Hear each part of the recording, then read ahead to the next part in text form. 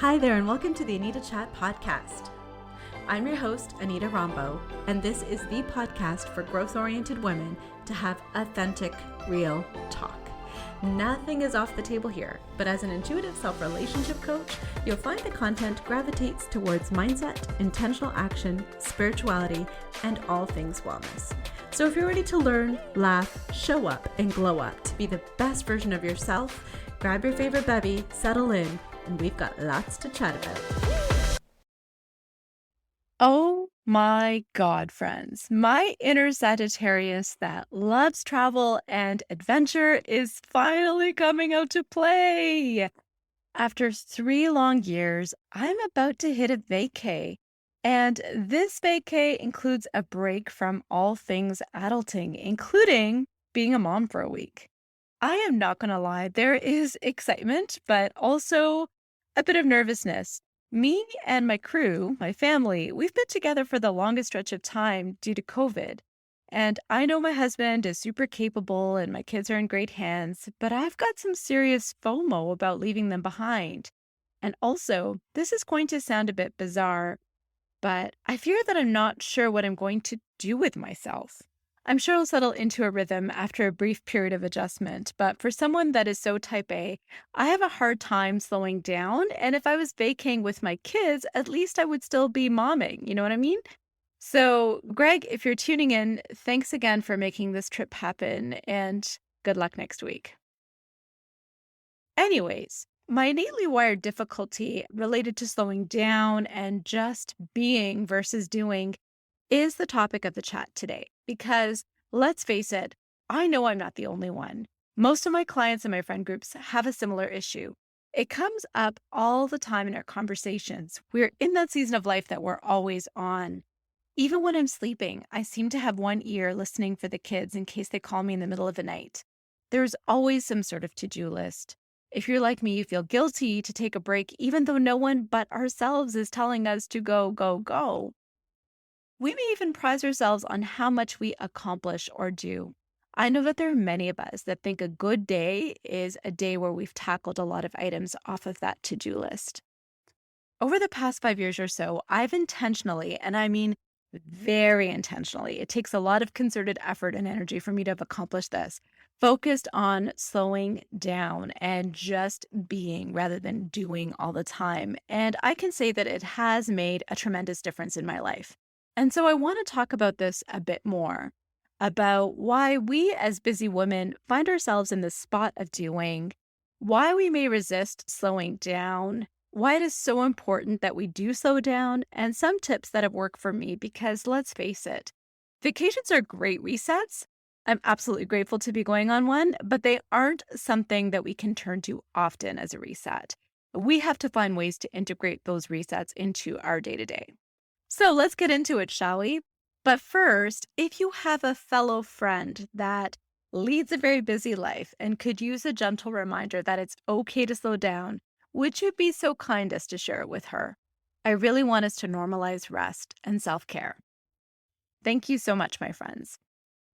And so let's get into it. Why do we find ourselves in the position of doing? We might find ourselves in this position of going all the time as a result of conditioning from our childhood days. We often got accolades or acknowledgement or approval for being helpful or behaving in a certain way.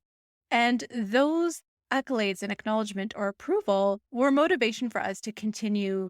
So we wanted to repeat those behaviors. And at some point, it began to validate us and make us feel like we're worthy if we do or produce. And that then became our barometer of success, of validation and worth. So I know for myself that growing up in many Indian households, producing an 80% on a test was not enough. We were asked to produce 100%.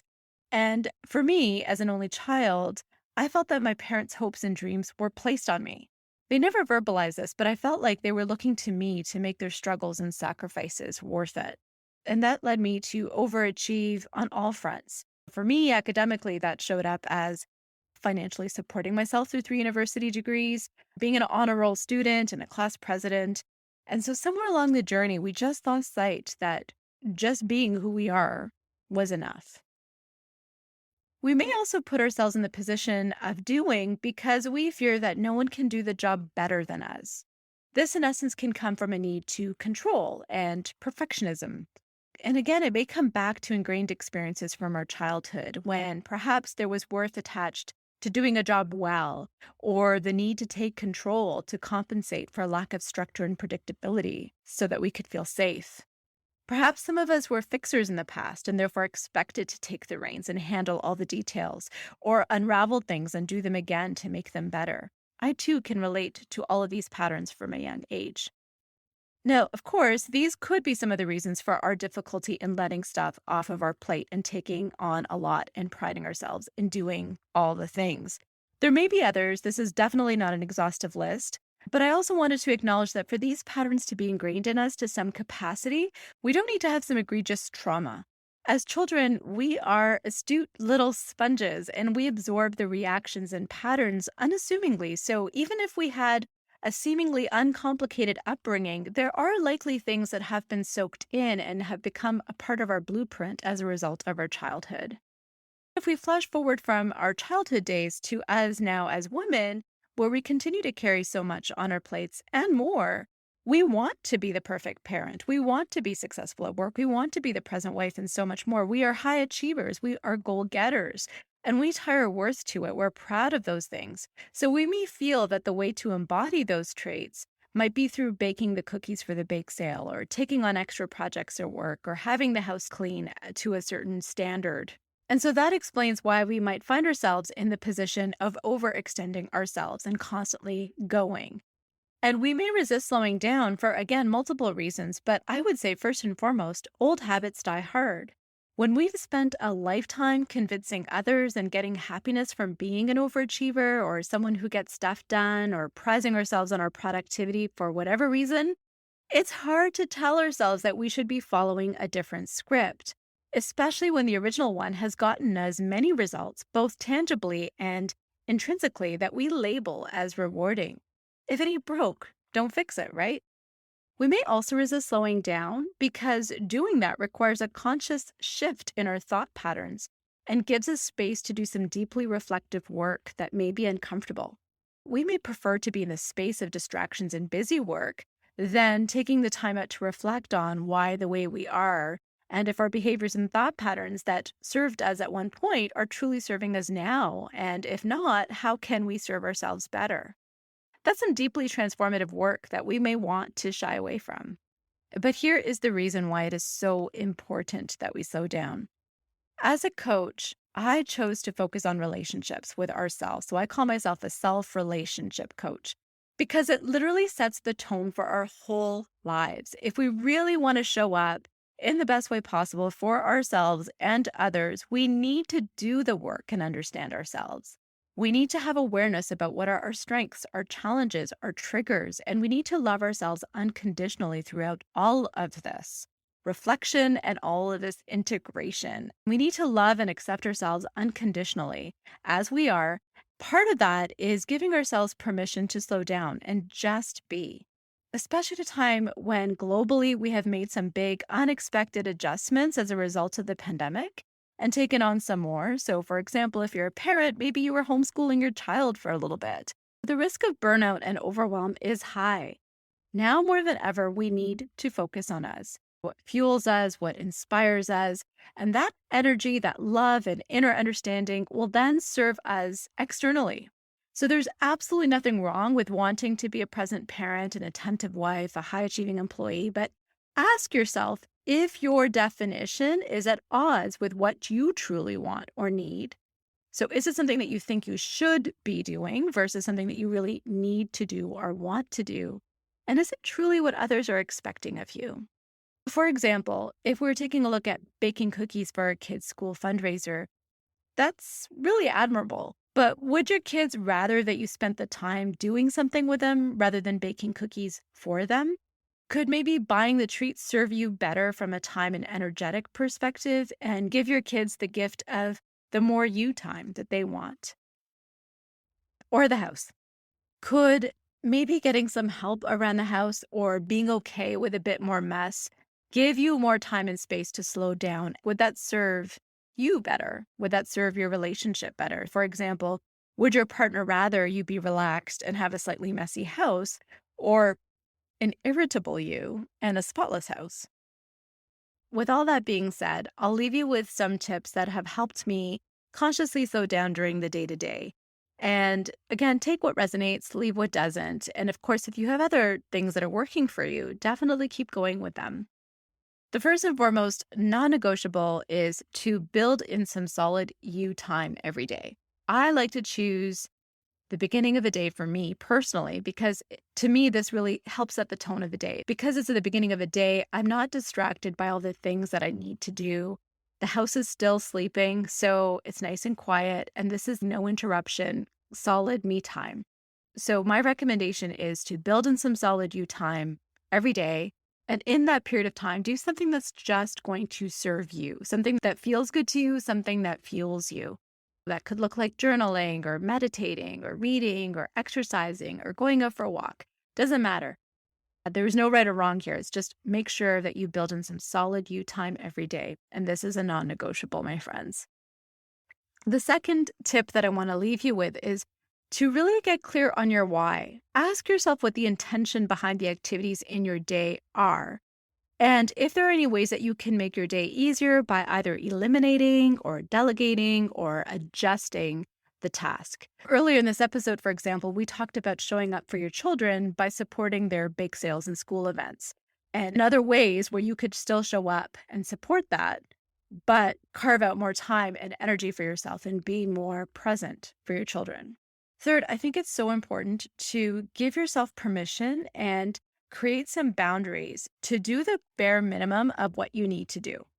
The rest is icing on the cake. For myself, for example, as a new entrepreneur, there is so much I could do, and I could literally work 24/7 in my new business as I get myself up and running. I've implemented a strict computer shutdown time. And after that period of time, it's all about me and it's all about my family. I wake up in the morning and I set to do the bare minimum. These are the 3 things, for example, that absolutely need to be done in order to guarantee me success for the day or for tomorrow or to get me ready for the week. And if time permits, before shutdown time, I might be able to tackle an extra thing or two, but I give myself the permission or grace to just show up and do the important things, and everything else can wait. Next, I want you to build in breaks in between your tasks or in throughout your day as rewards.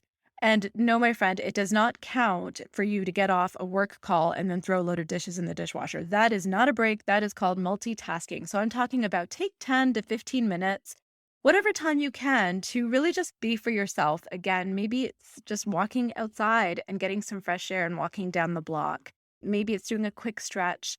For me, I try to do some midday yoga classes during my lunch hour a few times a week. Find things that are meaningful and fulfilling and also healthy for you to bring you into a state of balance and slowing down.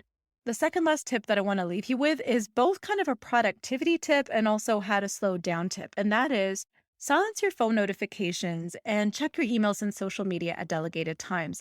Now, the reason why I am suggesting this is simply because I, for one, always felt compelled to address work emails as soon as they came in, because I really want to be super productive and I don't want to forget or lose sight of something. And so if I'm at my desk, I will switch gears to address this email. Now, that's not good from a multitasking perspective. I'm taking myself out of that focus and attention that I have towards something to switch gears. But also, I'm creating this sense of urgency, like I must respond to this. This person can't be left hanging.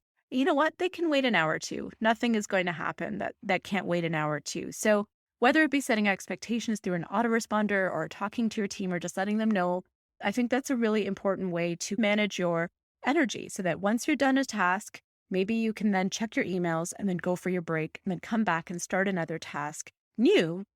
Not only does that help you with your focus, but that also helps you slow down. There is nothing that is urgent that can't wait an hour or two. And last but not least, my friends, if you haven't done so already, I really highly recommend that you check out my guide entitled The 10 Daily Habits to Love, Peace, and Success. I will link to it in the episode description. Honestly, folks, these 10 daily habits are things that are so easy to integrate. They're extremely simple, but the results of them are so profound. They really get you on that way to self-love, which is actually what slowing down is all about. Inner peace, which is also what slowing down is all about, allowing ourselves and giving ourselves the grace to just be with ourselves instead of doing. and success. And we definitely want that in our lives as well. We are high achieving, goal oriented individuals. We want it all. And so if you haven't already done so, like I said, please do check that out. And that brings me to the end of the chat today. I am sending love and sunshine your way. Thank you so much for tuning in, and bye for now. Thank you so much for tuning into this episode of the Anita Chat podcast. If you haven't taken a minute to leave a review, I would absolutely love to hear from you. All you need to do is to search for the show, click your star rating, and type in a few words. Also, if there's a specific topic you'd like to see covered in this podcast, if you'd like me to be your coach, or if you want to just chat, feel free to send me an email or shoot me a message through my IG, which you'll find in the show notes. The show notes will also contain any links to the freebies that were referenced in this episode. Until next time, friends, it's been great chatting with you.